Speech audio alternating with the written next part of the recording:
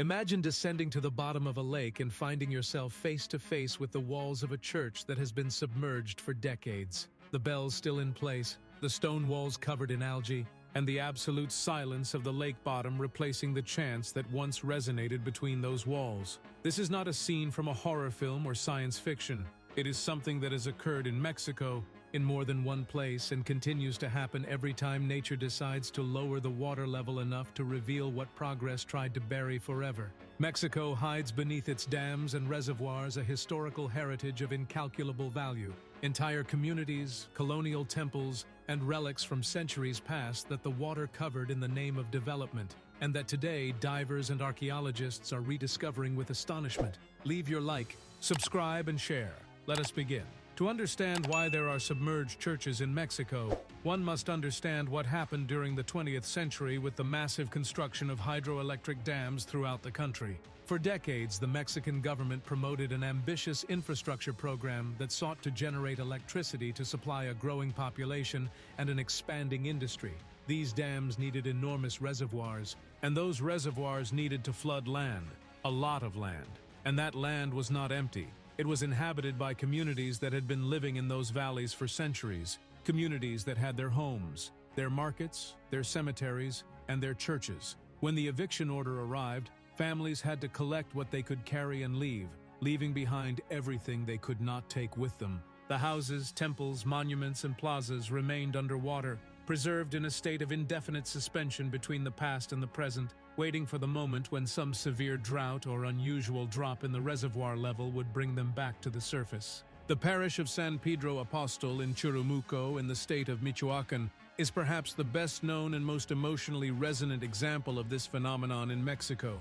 This church was built in the year 1800 and for more than a century and a half was the spiritual heart of the community of Churumuco, a town that lived from agriculture and fishing on the banks of the Balsas River. But beyond its architectural or religious importance to the local community, this parish has a historical connection with one of the most important figures in the history of Mexico, Father José María Morelos y Pavón, who would become one of the most brilliant and influential leaders of the Mexican War of Independence, celebrated masses in this church. Morelos was in Churumuco, walked its streets, preached within its walls, and left in that place a historical imprint that no amount of water can completely erase. In 1965, when the El Infiernillo Dam was built on the Balsas River, the town of Churumuco and its historic parish were submerged under the waters of the new reservoir. Families were relocated, the most valuable and portable objects were rescued, but the structure itself of the church,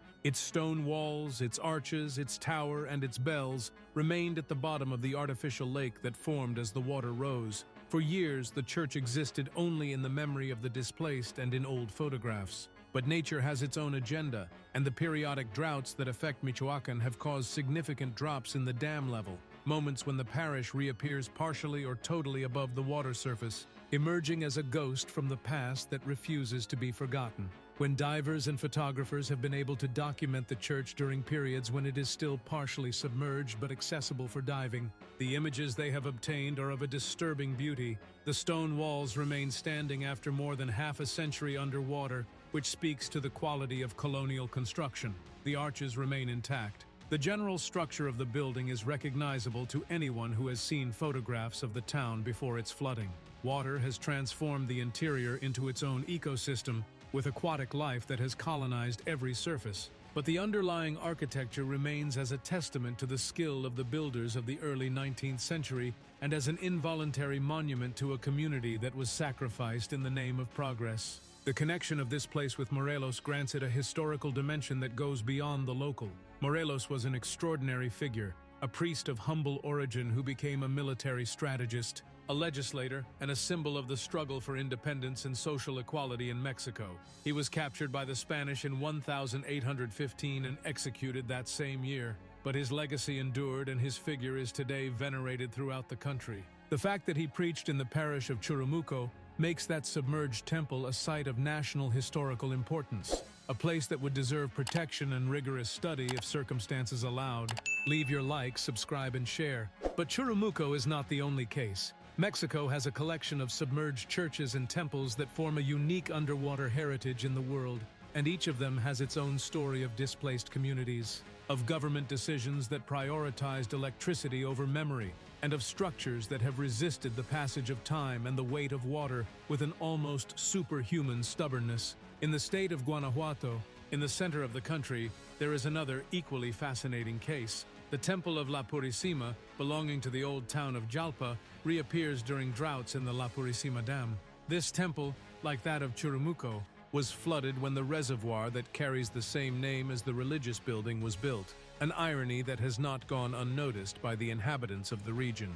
The old town of Jalpa was a community with centuries of history in the Bajío region of Guanajuato, an area that since the colonial period was one of the most prosperous and culturally rich centers of New Spain. The temples of the Bajío are famous for their elaborate Baroque architecture, for their facades decorated with a profusion of ornaments that reflect the mineral wealth of the region and the skill of the indigenous artisans who worked under the direction of the evangelizing friars. When the Temple of La Purisima of Jalpa disappears underwater, not only does an architectural structure disappear, a piece of a cultural and historical puzzle disappears that defines the identity of an entire region.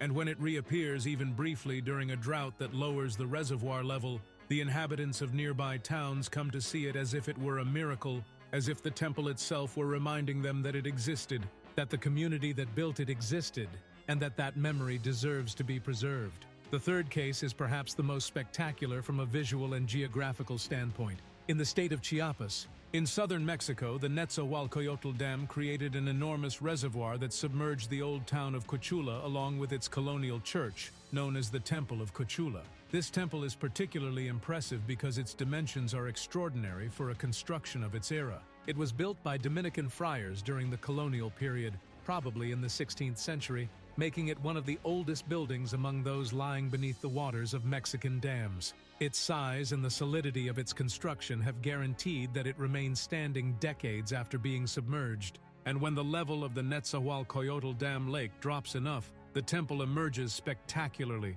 with its walls several meters high protruding from the water like the ruins of a lost civilization. The images of the Temple of Quechula emerging from the lake have become some of the most shared and commented photographs of Mexico on social media and international media. There is something deeply evocative in the vision of those imposing walls surrounded by the reservoir water, with the mountains of Chiapas in the background and the tropical sky above them.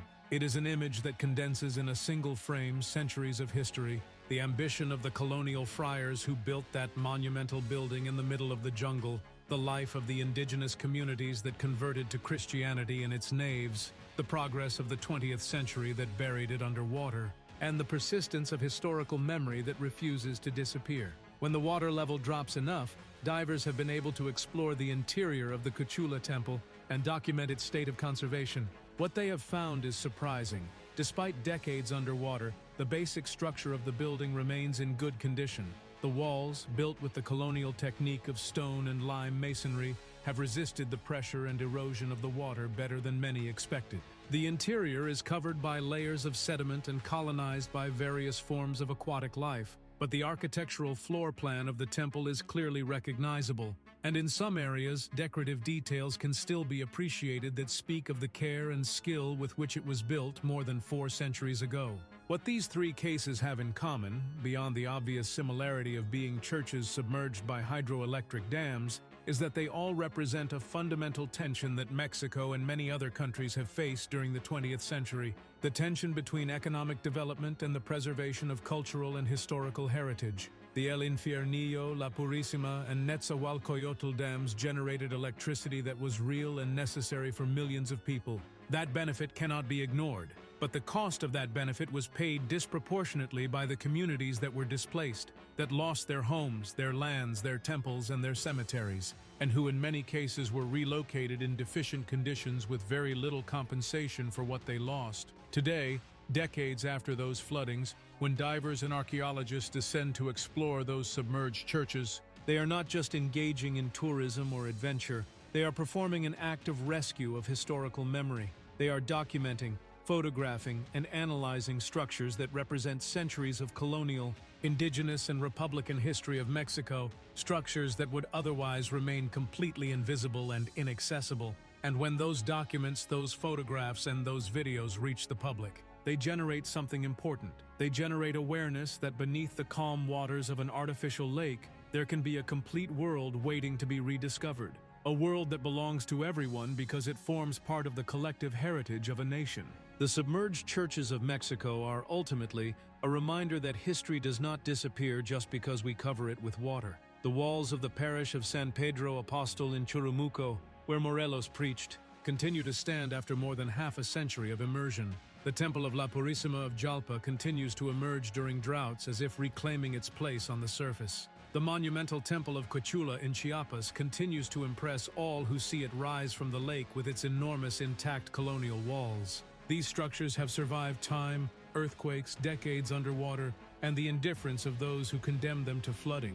And they will continue to survive because they are built with the same solidity with which the best memories are built, with materials that resist, with a presence that cannot be completely erased, and with a history that always finds its way back to the surface. Leave your like, subscribe, and share. Until next time.